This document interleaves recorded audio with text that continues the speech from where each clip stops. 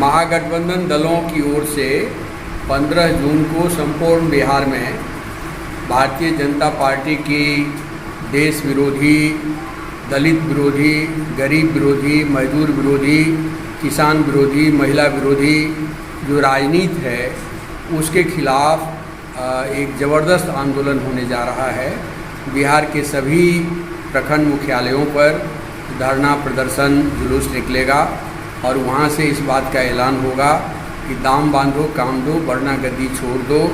और महिला पहलवानों के साथ जो एक अपराधी सांसद को बचाने के लिए, बलात्कारी सांसद को बचाने के लिए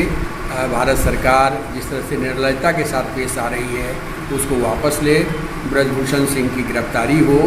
और साथ ही साथ इस देश में रेल की जो भीषण दुर्घटना हुई है,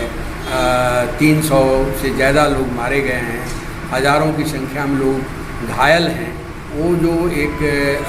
रेलवे की जो आपराधिक लापरवाही रही है, पूरा रेल तंत्र, पूरी सरकार रेल को बेचने में लगी हुई थी, कारपोरेट लोगों के हवाले करने में लगी हुई थी, पैसेंजर्स की सुरक्षा को लेकर के उनकी कहीं कोई चिंता नहीं थी। इस लापरवाही की वजह से बड़ी रेल दुर्घटना हुई है। हम लोगों की ये भी मांग है कि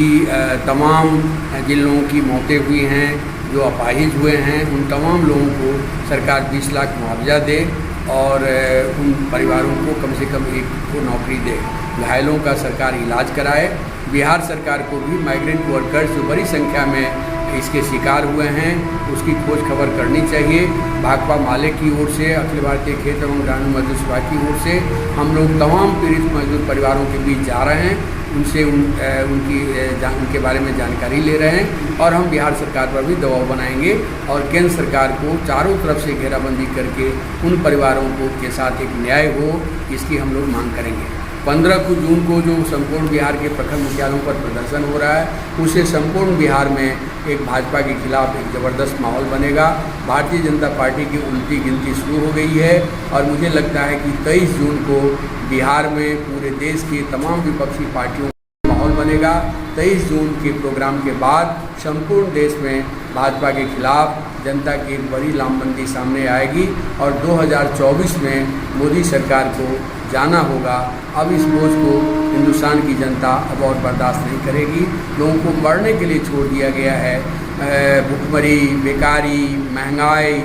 हर स्थिति से सब लोग परेशान हैं, लेकिन निर्दयता के साथ भारतीय जनता पार्टी के लोग कह रहे हैं कि किसान खुश है, महंगाई से लोग खुश हैं, लोगों को मैंने मूर्ख समझ करके ये लोग घोषणा कर रहे हैं कि लोगों को ज़्यादा दाम देने में, ज़्यादा पैसा देने में कोई दिक्कत नहीं है। तो ये जो चौतरफा फेल्यूर है मोदी सरकार का, इसके खिलाफ जो एक माहौल बना हुआ है उस माहौल को हम लोग और मजबूती से आगे बढ़ाएंगे और फिर 15 जून के बाद आगे की कार्य योजना हम लोग बनाएंगे ताकि हर गांव में, हर टोला में, हर पंचायत में भारतीय जनता पार्टी के खिलाफ एक लामबंदी हो। देश बचाने के लिए, लोकतंत्र बचाने के लिए, संविधान को बचाने के लिए, बाबा साहब अम्बेडकर पर जो हमले हो रहे हैं, उनकी मूर्तियों को जो भारतीय जनता पार्टी और सामंती मिजाज के लोग तोड़ रहे हैं, उन तमाम लोगों के खिलाफ एक बड़ी लामबंदी होगी। एक बड़े संघर्ष के बाद हिंदुस्तान को एक दूसरी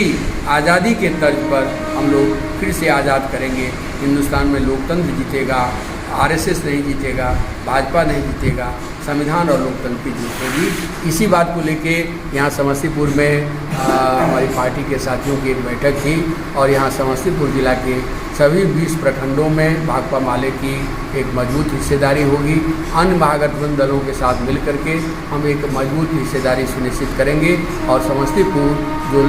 रामदेव वर्मा की धरती है, जो